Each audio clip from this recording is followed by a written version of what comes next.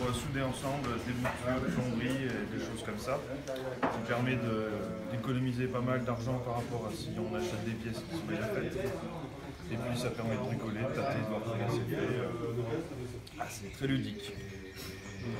Donc là je vais vous présenter le brasage tendre avec de l'étain et après le brasage fort avec les baguettes qu'on trouve chez les plombiers. Donc le brasage à l'étain, c'est plus facile à mettre en œuvre parce qu'avec un petit chalumeau on y arrive. Par contre, et en plus ça prend bien mieux sur le métal. Par contre ça tient moins longtemps dans le temps et c'est un peu moins solide. Et c'est moins alimentaire aussi. Après il existe différents types d'étain. Donc ça c'est de l'étain pour l'électronique qui contient du plomb, c'est pas très bon. Donc moi je suis des bouts de tuyau pour vous montrer, j'ai pris celui-là, mais il faut chercher celui qui est norme alimentaire. Ça coûte un peu plus cher. Donc consigne de sécurité, vêtements en coton, lunettes, parce que ça peut perler, ça peut sauter, et ça fait un œil. Et la veste en coton, parce que c'est pareil, même en coton, ça brûle. Aïe, wow. Ça c'est en meulant, ça par exemple. Donc voilà. Essaye de parler un peu plus fort. Plus fort? J'ai déjà du mal à parler. Ah, c'est étrange, comment ça se fait? Et c'est conseillé d'enlever le chapeau, d'attacher les cheveux aussi. Quels cheveux? Pour ceux qui en ont. Donc le plus important c'est de bien préparer ses pièces. Si les pièces sont bien préparées, qu'on a bien fait attention à ce que le métal soit à nu, que les pièces soient jointes en forçant presque, pour qu'il y ait bien du contact, bah après ça coule tout seul. Alors que si les pièces sont mal préparées, on est obligé après de jouer avec la température pour voir la viscosité de l'étain, pour que ça adhère plus ou moins. Quand ça commence à bricoler, c'est pas très bon. Donc là, bah, je vais souder deux bouts de tube diamètre 10 ou 8, je sais pas, avec de l'étain. Donc première étape, décaper les pièces. Donc soit on peut prendre une brosse métallique en laiton, soit une lime, soit du papier de verre. Donc moi j'aime bien le papier de verre parce que ça fait une surface qui est déjà un peu lisse. Ça fait de la microporosité, ça amène bien l'étain par capillarité.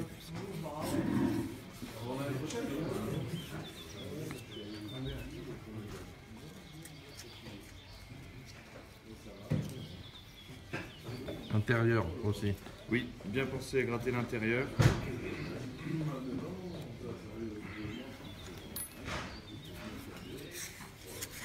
C'est ça le plus long en fait, le nettoyage.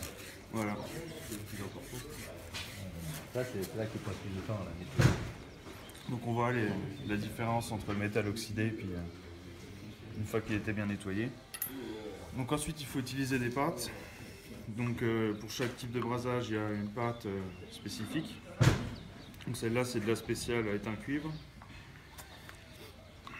Mais souvent dans l'étain il y a une âme décapante qui permet de prendre la brasure même si on ne met pas la pâte.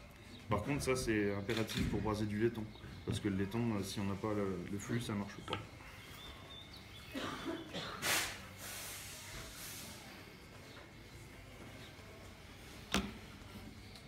Donc juste comme ça pour que la pâte elle soit dure. Tu peux montrer, juste mettre de la pâte sur un morceau que tu n'as pas décapé pour voir comment ça... Voir comment ça a bouffé. Parce que la pâte c'est un truc qui va enlever l'oxydation en la bouffant en fait. Donc c'est pas très bon pour les mains. Un peu, non, ça bulle pas. Mais c'est vrai que si on y laisse là et qu'on revient dans un quart d'heure, ouais, mais faut se les laver après, quoi, c'est tout. Voilà, ça pique pas.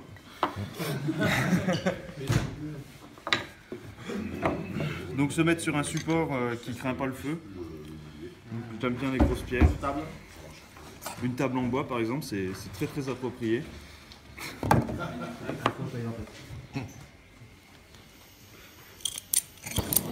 Donc il faut chauffer la pièce, mais modérément.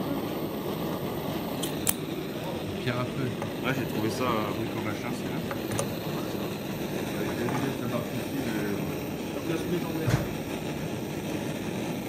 Non mais je fais du vin chaud.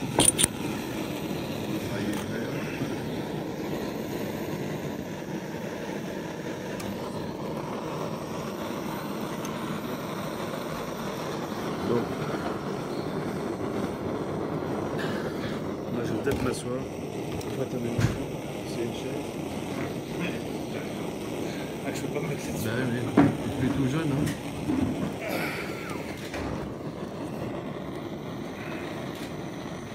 Donc il faut regarder quand on voit que la pâte elle commence à faire des bulles, c'est qu'on approche d'une température intéressante.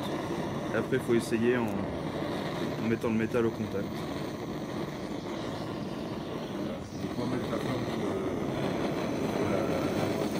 Voilà, il faut chauffer la pièce à côté parce que sinon on oxydera aussi l'étain. Donc là on voit que la bulle d'étain elle commence à... Hop. Et là par capillarité, ça a été aspiré le temps, ça nous fait plein de raccords. Donc ça sert à rien de tartiner tout autour, parce que si on met 2 points, bah, ça va déjà se diffuser dedans en fait. Là, après la soudure est plus propre, si on n'en a pas mis beaucoup, et puis ça tient tout aussi bien. Donc là, oui, on voit la pâte toute seule. Pardon? Et là, on voit que j'en ai pas mis derrière, et c'est venu jusque là. Voilà. Donc ça, c'est la brosse du retin. Voilà, c'est fait en gros en 10 secondes. Ouais, ça c'est bien. C'est bien fait pareil. Puis ça permet quand même de bricoler un peu. Par contre, quand il y a trop de jeu entre les pièces, il faut vraiment se départir pour aller avec. Parce que...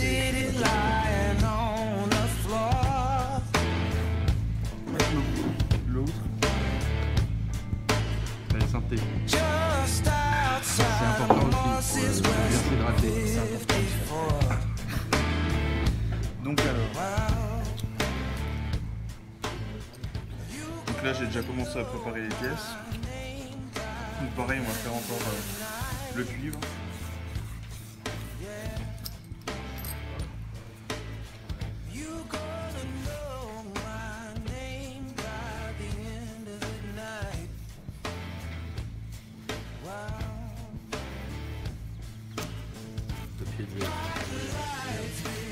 Pareil, même préparation de la pièce.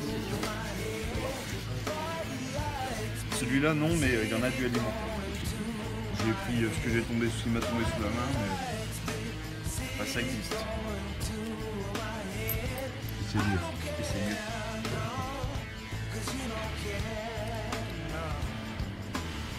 Voilà. Donc la pâte spécifique.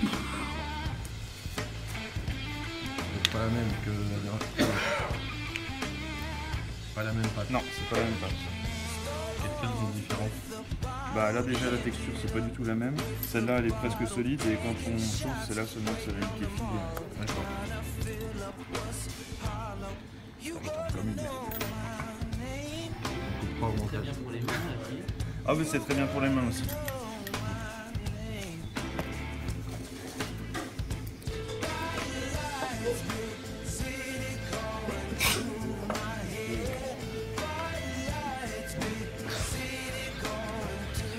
Et donc là par contre on va chauffer la pièce avant.